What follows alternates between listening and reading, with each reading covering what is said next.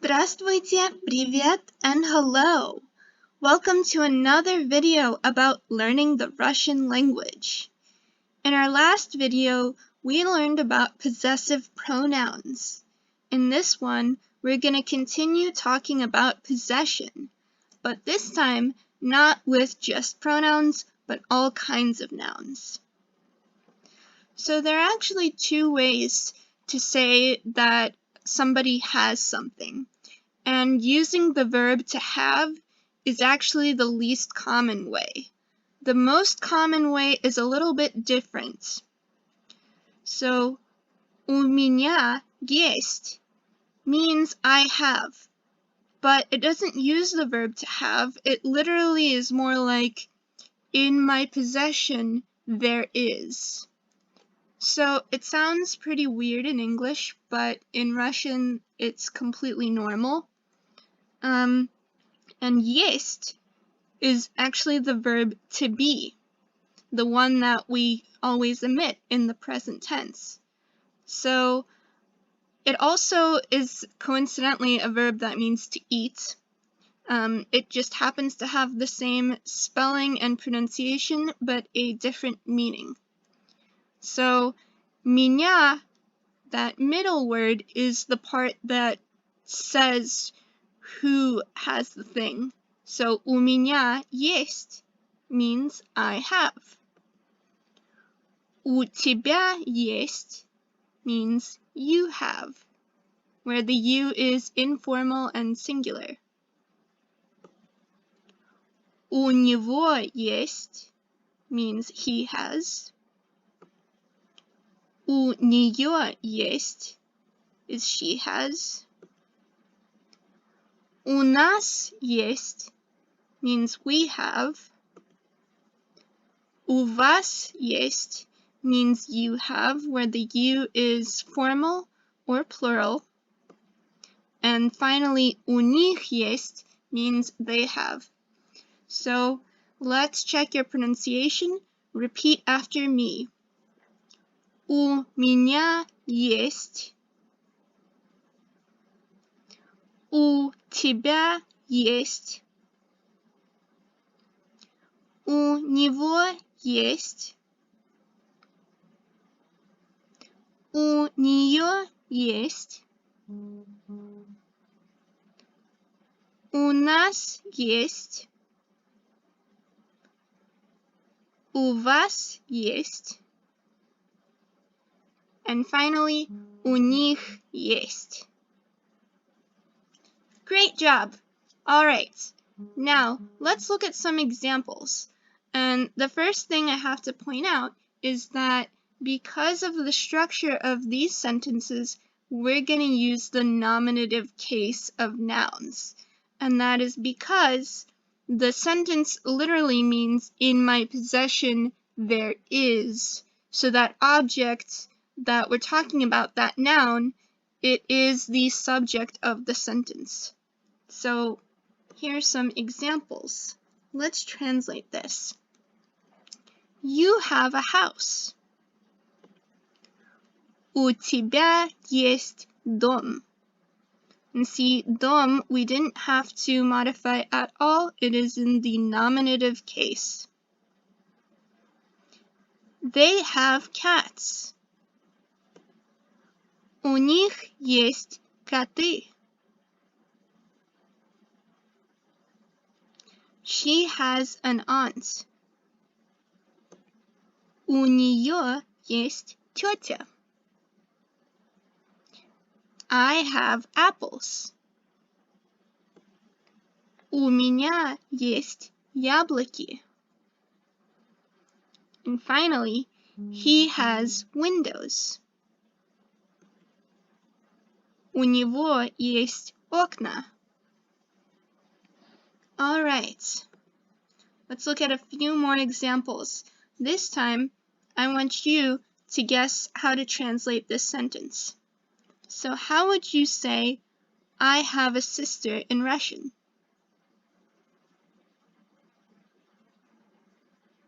If you said, у меня есть сестра, give yourself a pat on the back. How about she has a brother? У нее есть брат.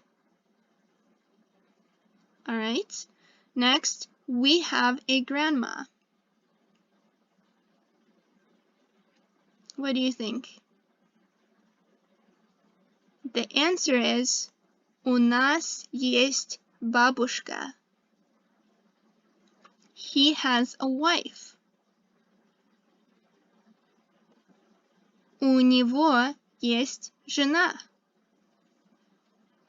And then our last example, you have a family. У вас есть семья.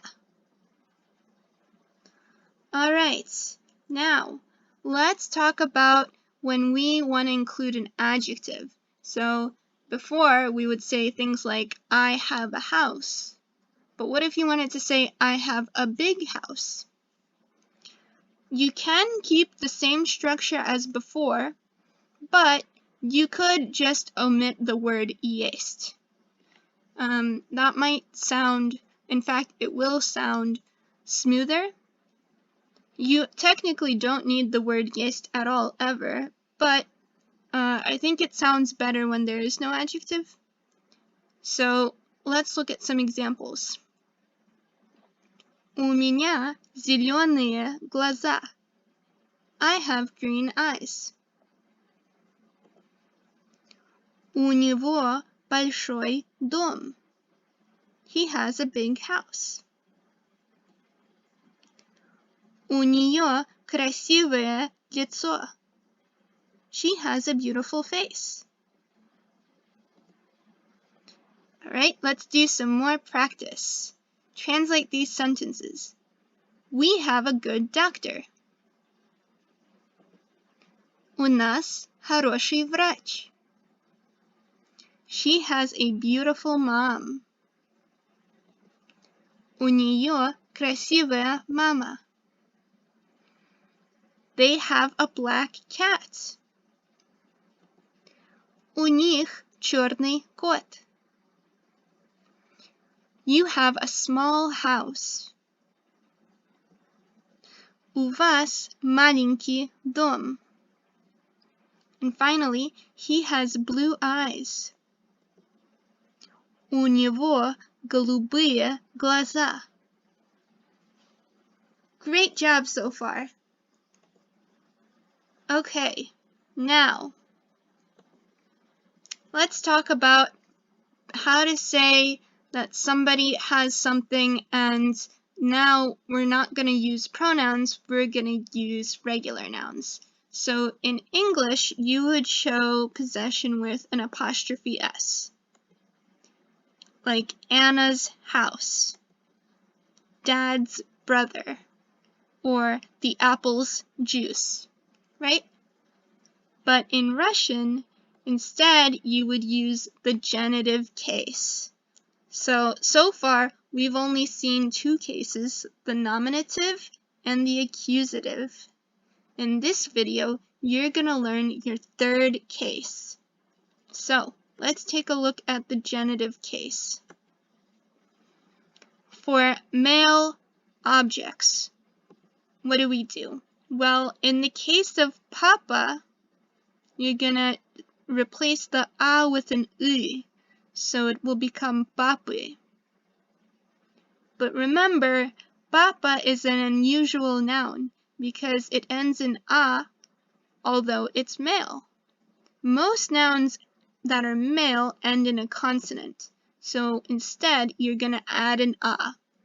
Syn, which means son, becomes syna. Dom becomes doma. So, in general, for male nouns, you add A. For female nouns, you're going to replace the A with an U or an E. Mama becomes mamu. Дочка becomes дочки. Vodka becomes vodki. Okay, so for male, add an A. For female, replace the A with U or E. For neutral, same thing, replace the O with an A. So яблоко becomes яблока. Лицо becomes лица. And then for plural, there are going to be a few options. This one is the most complicated one, but you've seen this before. One of the options is to drop the ending, so мамы becomes мам.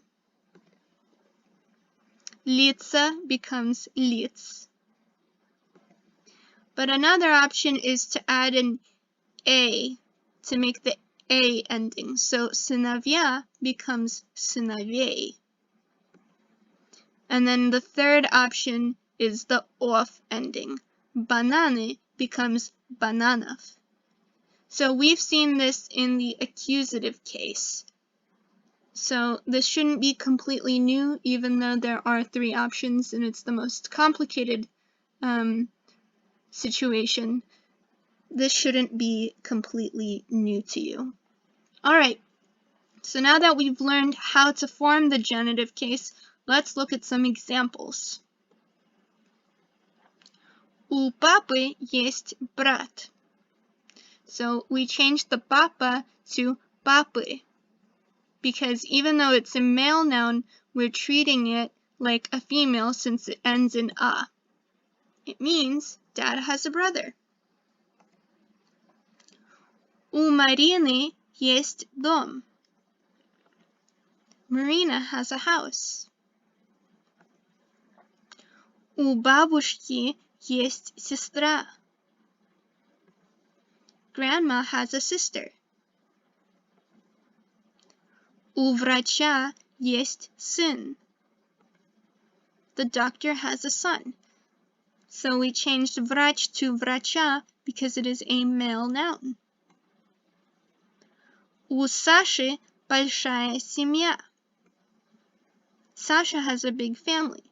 Again, even though Sasha is a male noun, we still treat it like a female noun because it ends in a.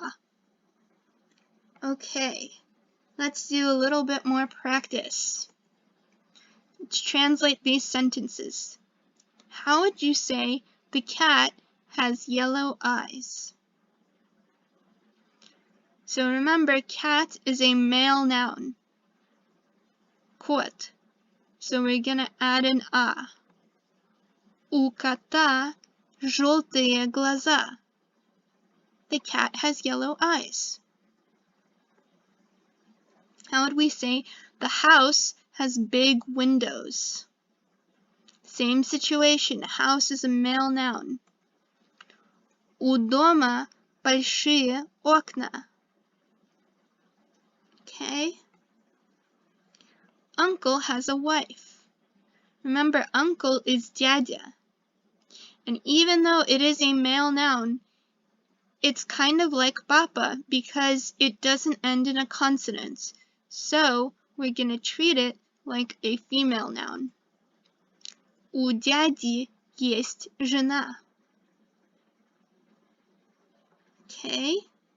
Misha has a sister. Same thing, it's male, but ends in a, so treat it like a female. У Миши есть сестра. And then finally, the doctors have houses. Okay, so doctors is plural. So we're gonna add the A ending in this case. У врачей есть дома. Great job. Very well done. Okay, let's move on then to other possibilities. So far we've looked at sentences where the entire sentence is about having something. But you could instead have the sentence say that somebody has something but then continue with another topic. For example, you could say Misha has a house, or you could say Misha's house is, and then say something else about it. So in those cases, you would still use the genitive case. So if I would say, is that the doctor's house? I would translate that, это дом врача. So, is that the house? I would say, это дом. But is that the doctor's house? Это дом врача. Few things to point out here. So, врач is in genitive case. But the other important thing is the order. House comes first. So it's the opposite of English. In English, we would say doctor's house. In Russian, house doctors. Okay? Very important. This order matters. Next example. That's Grandpa's sister. So, remember, sister is going to come first. Это сестра дедушки. Right? And Grandpa is in genitive case. Where is Anna's house? Где дом Анны? Where is Mom's brother? Где брат мамы? And then finally, Sasha's cat is here. Кот Саши тут. Okay, so hopefully that will give you an idea of how to talk about possession when you're dealing with regular nouns, not just pronouns. Now we got to talk about the opposite, lack of possession, when you don't have something. So, if I was to say, I have a cat, I would say, у меня есть кот. And remember, кот is going to be in the nominative case. But, if you wanted to say the opposite, like, I have no cat, у меня нет кота. So, нет means no, if you remember from the alphabet video. And the other thing is kot is now in genitive case. So remember, for possession, you would use, for the object being possessed at any rate, it would be in nominative. But when it's lack of possession, then everything is in genitive. So another example, Sasha has a wife. У Саши есть жена. But then the opposite, Sasha has no wife. У Саши нет жены. So again, жена is in genitive case. Alright, let's do some practice now with lack of possession. How would you say the house has no windows? So both house and windows has to be in genitive case. У дома нет окон. Okay, so remember, windows is окна, but in genitive case, it's a little irregular. We truncate the ending, right? But we also added an o there, so it's a little irregular. But in general, it's the plural version where you truncate the ending. So, у дома нет окон. Sasha has no fruits. So again, both Sasha and fruits must be in genitive case. У Саши нет фруктов. Okay, so fruits, we add the off ending, фруктов. Next example, they don't have wives. Okay, so genitive case, and wives gets truncated. So it becomes у них нет жен. And then finally, the last example, his sister doesn't have a husband. So, in this case, it's a little bit complicated because, because it's whose sister, it's his sister. But remember, both sister and husband are going to be in genitive case. So, у его сестры нет мужа. So, его, that's the possessive pronouns that we learned in the last video. У его сестры нет мужа. Both sister and husband is in genitive. Alright, that is the primary way to say you have something, but there is a second way to literally use the verb to have. And if you're feeling overwhelmed, then honestly, you don't have to worry about this part, because this really is a very rare situation, a very rare way of saying you have something. Surprisingly, you almost never use this verb. But if you feel like you've mastered the primary way, let's look at this verb ИМЕТь, to have. And it is a very regular verb, so я имею, I have. Ты имеешь, you have. So repeat after me. Я имею, ты имеешь, он имеет, она имеет. So remember that you see the two ye's, it's pronounced yeah. So она имеет. Мы имеем. Вы имеете. And finally, они имеют. So all the regular verb endings, verb present tense. And I wanted to give you some examples, but there really aren't very many situations where you would use this verb and it would sound natural. So these examples are a little bit different. But the other thing to remember is you're going to be using accusative case, because nominative is for the subject of a sentence. In my possession, there is a potato. Potato is the subject, right? But for accusative case, you're talking about an object. Я имею картошку. I have a potato.